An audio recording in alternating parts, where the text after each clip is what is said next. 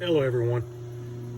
I recently got this Anilam 3000M controller mounted on a Lagoon FTV2 mill. Pretty nice little machine. It is all AC servo, ball screws X, Y, and Z. But as I found out getting into this, it's not a lot of information I can find out there on Anilam controllers. So I'm learning a lot on my own as we go. So I figured I'll see if I can't help y'all out a little bit with any questions. We're going to work through this together. I'm going to show this kind of an X, Y, and Z touch off along with the simple facing program.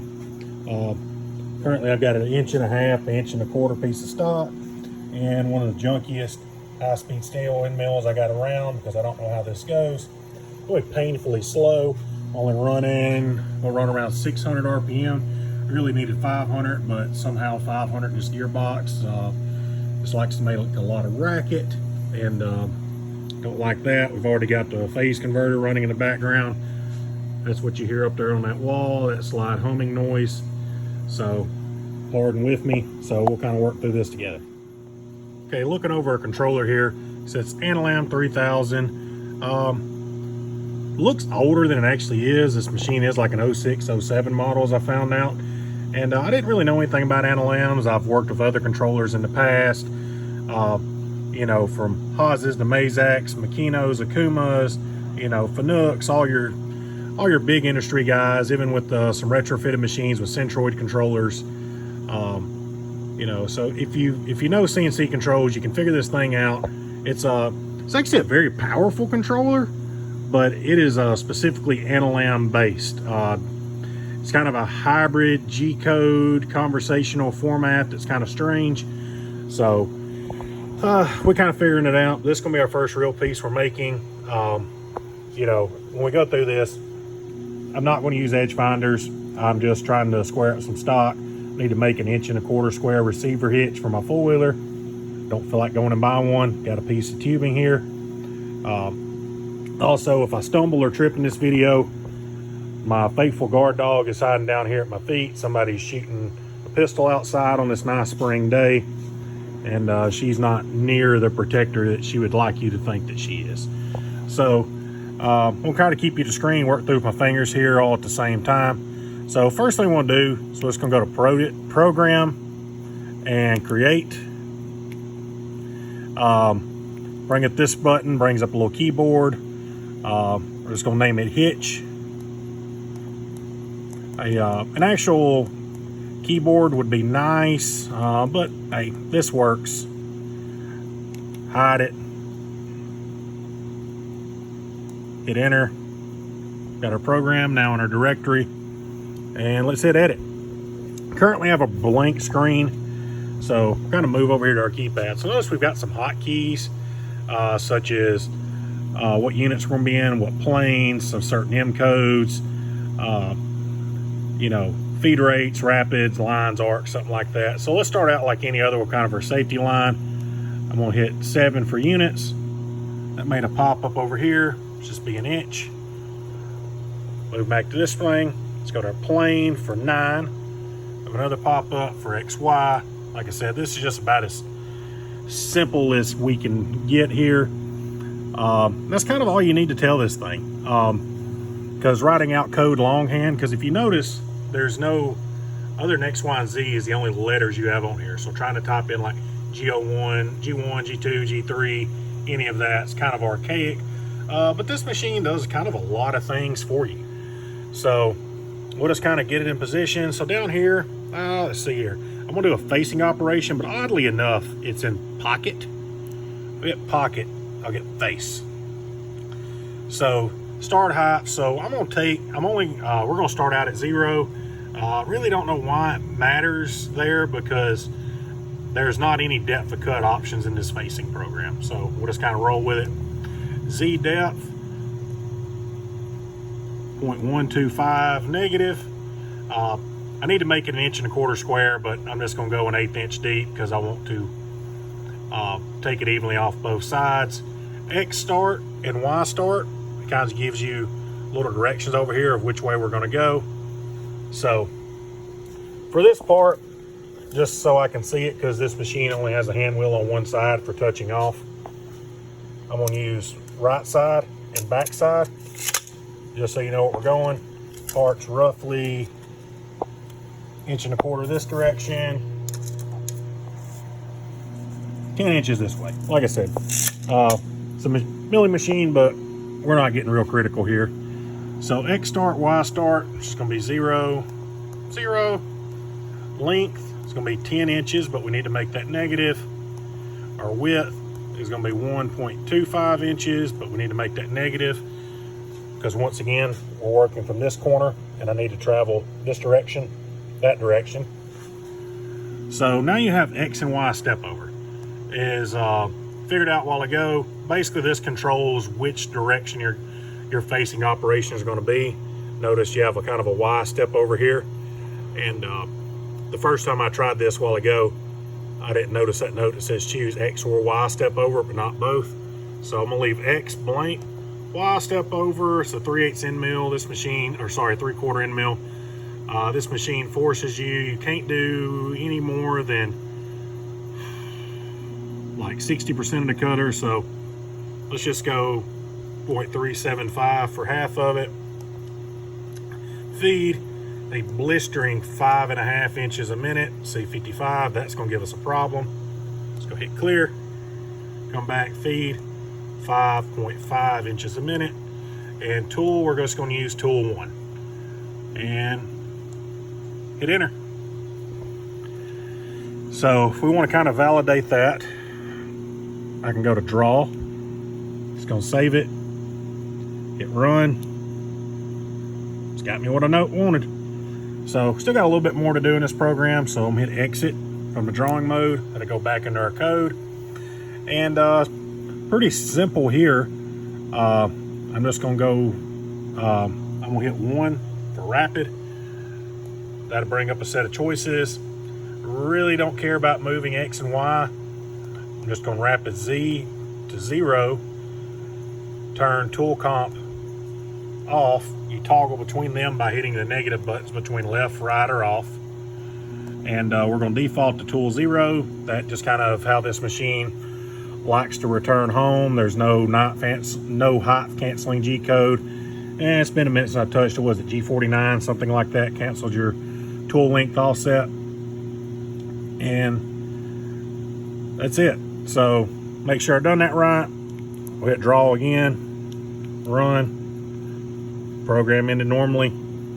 It's what we want. So we'll back up here and we'll scroll through our program. If you notice, very unconventionally, I have not turned spindle on, I have not turned spindle off. A couple key points. So that's defined in our tool operations. So when you toggle into your tool, you tell it what diameter it is. You define a tool length. Currently that's not set. I plugged in 500 RPM for a spindle. That does not matter, because spindle RPM is actually still controlled by the variable speed in the milling machine head. And spindle direction, forward or reverse. You can change that by, oh, gotta watch where you're at. I cleared that off, so let me fix that. Let's retype in 0.75. It's all over here.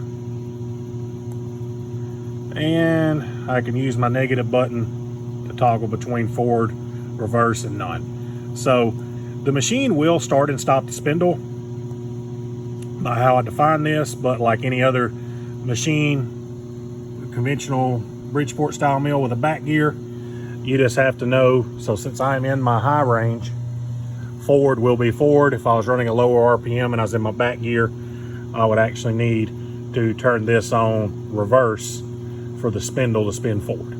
So that's kind of it. We'll pick you back up here in just a second. All right, now that we've got our program defined, we're back on our main page. We're going to touch off our tools, and we're going to go with Z first. So probably get a little loud here in a second, but I'm really just going to kind of cheat at this, see what happens. Like I said, this part's not super critical. So hit spindle forward, your contactors in, it's gonna come on. Hope y'all still hear me clear. So in our jog screen, currently I'm still in rapid. I'm gonna use my little hand wheel here. I'm gonna change it to feed. I'm gonna turn my feed override down low, and I'm gonna start bringing in Z just a little bit, get close. We're gonna kind of watch this together, but to be honest, I'm watching the end mill way more and I'm making sure I'm looking at where I'm at.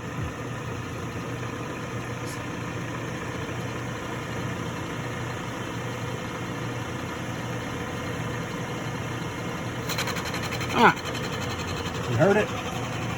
So I'm gonna go ahead and jog Y, turn my feet up a little bit, and I'm just gonna move Y to pull off the part, turn the spindle off so I don't have to listen to it. Setting up the tools pretty easy. We're just gonna hit our tool button. We're in tool 1. Like I said, I already defined it as a 3/4, but have not set the length. Scroll over to my length offset, and you can either type in this value, Z negative 0.8615, or you can hit calibrate Z. Just gonna hit that button. So, 1/10 difference in it. So somewhere the encoders are lying to themselves a little bit, but I'm not gonna argue about it. So kind of do a repeat here. I'll make sure I'm off the part Y. I am. And we're just going to use our end mill to touch off there as well. So once again, spindle forward. Pardon me, I gotta move this controller out of the way so I can see. Turn this back up a little bit. I'm gonna bring my Z down just a hair to get below it. I'm gonna turn my feed rate down just a hair. Go slower than that. And I'm just gonna bump until I hear Y.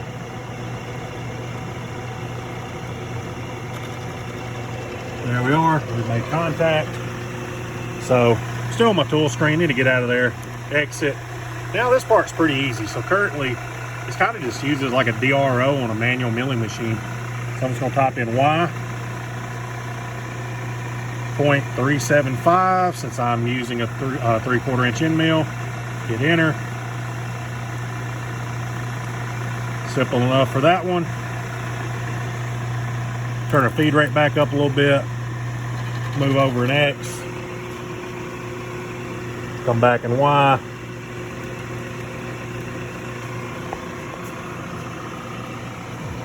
Turn our feed rate down, and I'm just going to bump X in once again until I just hear little tattletale marks. Go down a little lower.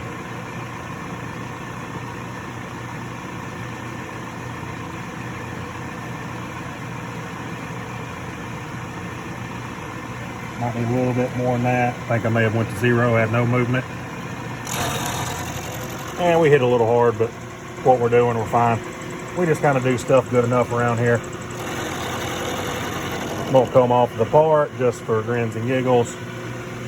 Turn my spindle off. Don't have to listen to it. And kind of the same thing. X. And yeah, same way. We're on the 0.375 side of it. Bam. It's defined. So kind of a neat thing about this machine is it knows that what tool and stuff that I'm in. So if I wanted to, I should have tool 1 is the active tool right now. I currently still thinks it's 0, so that's even better. So if I want to move back to Z0, home up out of the way, I just literally type in Z, it'll default to 0, hit cycle start. Sorry, it is moving. I've just had my rapid turn down really slow.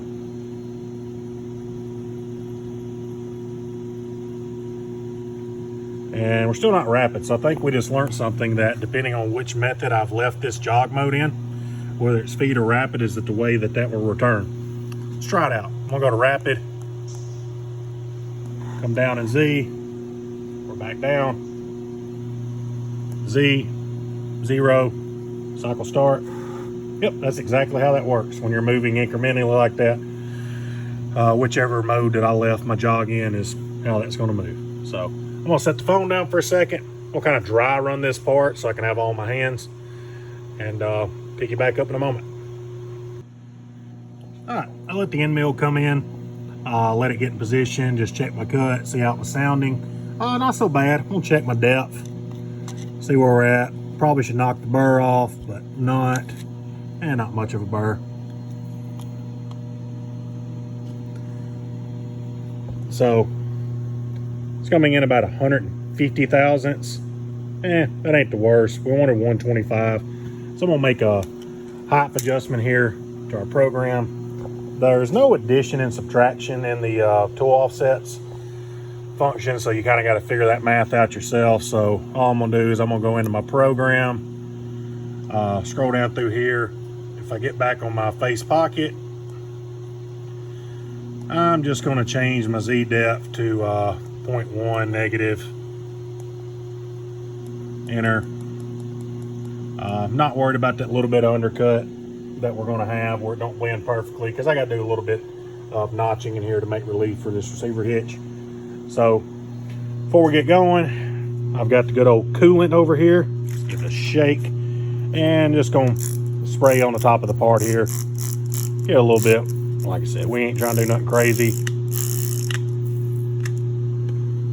I have a coolant mister, but the machine really just likes to blow chips all over the shop. I really need to adjust that.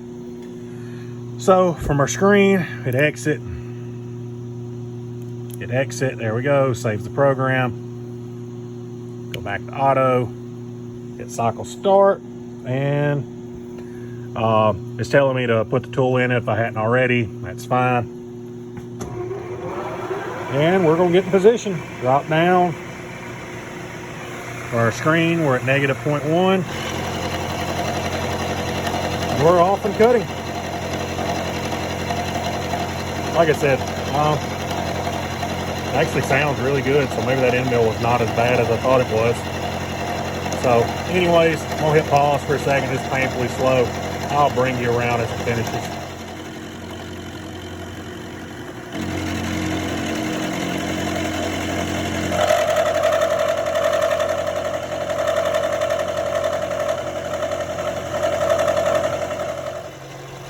We're approaching our last cut.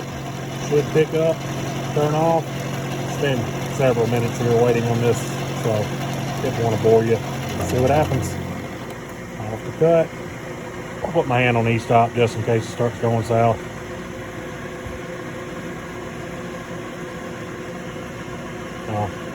It's making a dead pass back across.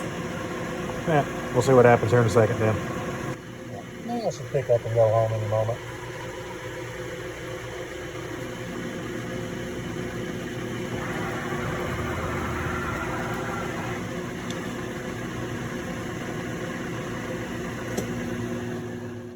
Now that we have faced the top, we're going to work the contour size a little bit.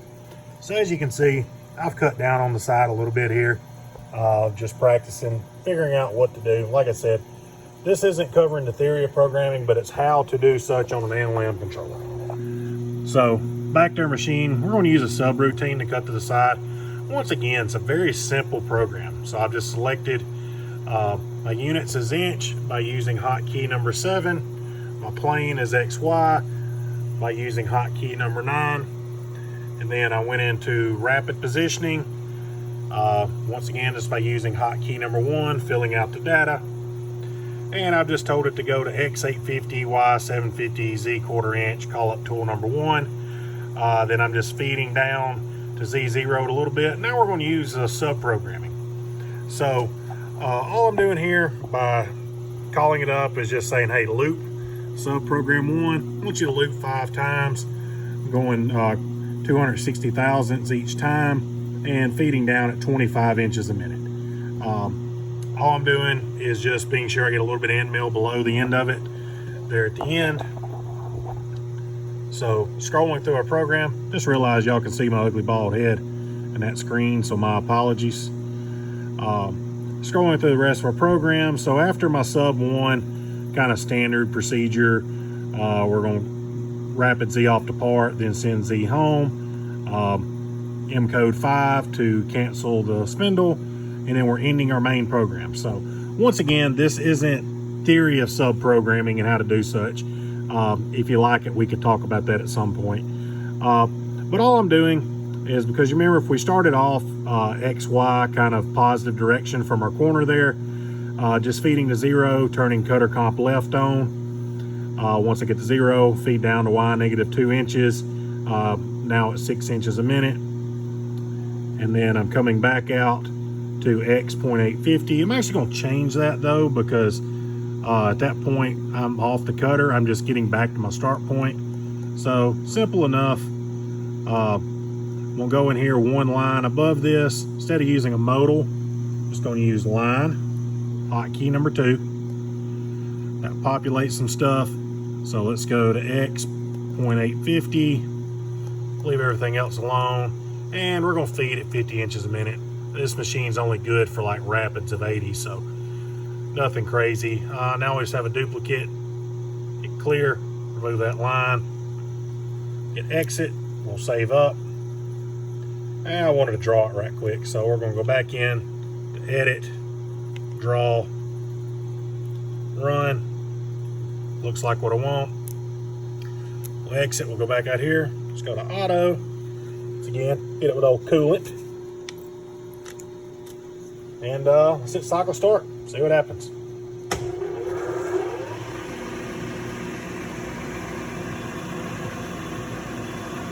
And I probably could have optimized this, but I really haven't even got my calculator out tonight to do anything. I'm just kind of running all these numbers by hand.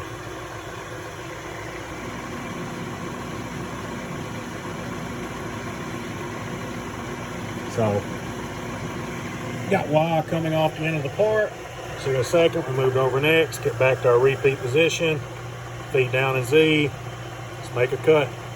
Like I said, some things we need to optimize. And truthfully, everything I'm doing, I'd be faster to make on a manual mill. But I need to make this receiver hitch, I need to figure out this machine. We're gonna do it together, and since I can't find anything on this Anilam controller, maybe I can teach y'all a little something as we go across the way, and y'all ain't got to figure it out on your own yourself. So bring you back here at the end whenever this thing's at the end of its cut. Last cut, we'll go home. You'll see some waste in it. Started using subroutines and manually program equipment, but it's an exercise in futility. All right, home and off. That's done. So cut the size, cut the length. Last thing that I really want to accomplish, but I'm going to play with a little bit. Kind of move it around here and wipe it off. And let's see, go back to manual mode. Wrong way, X. Bring it back this way. Is this being a receiver hitch, I really want to cut a little